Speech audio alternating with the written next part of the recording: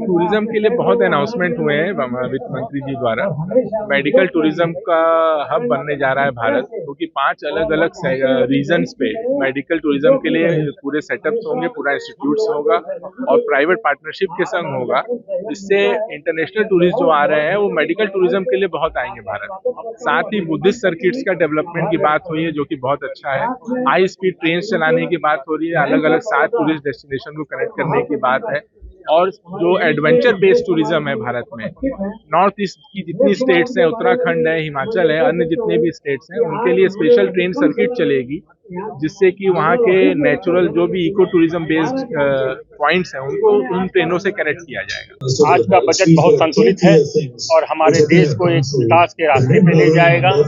माननीय वित्त मंत्री जी ने और माननीय प्रधानमंत्री जी ने काफी सोच समझकर इस बजट को हमारे देश के उन्नति के लिए बनाया है। जो 7 लाख से 12 लाख रुपए टैक्स की छूट दी गई है, इसका सीधा लाभ रियल इस्टेट उद्यम को मिलेगा और जो मध्यम वर्ग के लोग हैं उन्हें फाइनेंस कराने में, फ्लैट लेने में बहुत आसानी होगी। 1 लाख करोड़ रुपए का जो फंड इन्होंने बनाया है, इससे भी हमारे रियल इस्टेट को बूस्ट होंगे हम लोग। और 15,000 करोड़ का इन्होंने निम्न वर्ग के लिए भी दिया है, तो उसका भी लाभ सीधे सीधे हमारे उपभोक्ताओं को पड़ेगा। तो निश्चित रूप से रियल इस्टेट उद्योग में इसका प्रगति का लाभ अवश्य मिलेगा। आज का बजट टोटली एमएसएमई पे फोकस्ड है। एमएसएमई यानी कि इंडस्ट्रीज 10,000 करोड़ एक बहुत बड़ी रकम जो इसको अलोकेट की गई है। 5 ट्रिलियन इकोनॉमी बनाने की तरफ पहल और तीसरी पावर बनाने की तरफ। इस बार का बजट ने सब कुछ कवर किया है।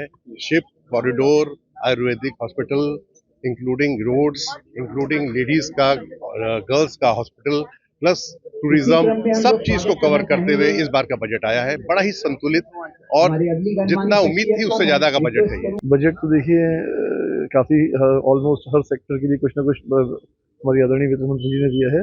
मैन्युफैक्चरिंग सेक्टर को काफी सपोर्ट किया, युवा शक्ति के लिए काफी है, हेल्थ, एजुकेशन और स्किल डेवलपमेंट के लिए काफी स्कीम्स अनाउंस की हैं और टूरिज्म के लिए भी काफी कुछ बात किया गया है। इनकम टैक्स में तो देखिए अभी लास्ट ईयर काफी रिलैक्सेशन दिए गए थे, तो इस बार कोई चेंजेस नहीं है टैक्स स्लैब में। कुछ टीडीएस के रेट्स में कुछ जरूर सुधार किया गया है। कुछ चीज़ों से टीडीएस और टीसीएस के रेट को कम किया गया है, नहीं हटा दिया गया है, और एक आध सेक्टर्स हैं जिसमें टीडीएस वगैरह की बढ़ाने की बात हुई है। नहीं, बजट बिल्कुल ग्रोथ ओरिएंटेड है और इसका सबसे बड़ा कारण ये है कि जो कैपिटल एक्सपेंडिचर रखा है वो 12.2 लाख करोड़, मतलब एवरी मंथ ये गवर्नमेंट 1 लाख करोड़ रुपए अगर डेवलपमेंट के ऊपर खर्च कर रही है तो उसका बेनिफिट तो हर एक सेक्टर को मिलेगा ही मिलेगा।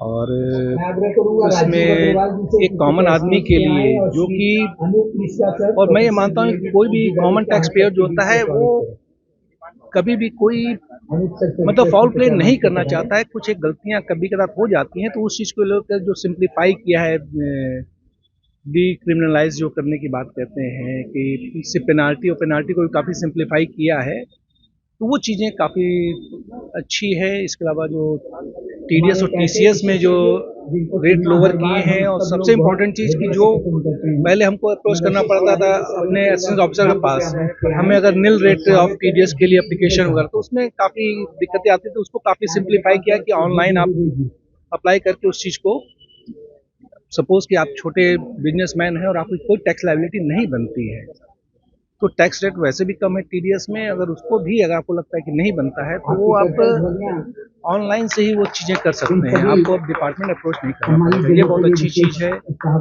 डिस्करेज करने के लिए उन्होंने फ्यूचर ऑप्शन को डिस्करेज किया है एसटीटी बढ़ा करके, जो कि मेरे हिसाब से तो बहुत ही वेलकम स्टेप है, क्योंकि फ्यूचर ऑप्शन से कॉमन मैन कभी भी कमा नहीं पाता, गंवाने वालों की संख्या 95%, 5% लोग ही इसे फायदा उठाते हैं। तो इट्स अ वेरी प्रोग्रेसिव और अच्छा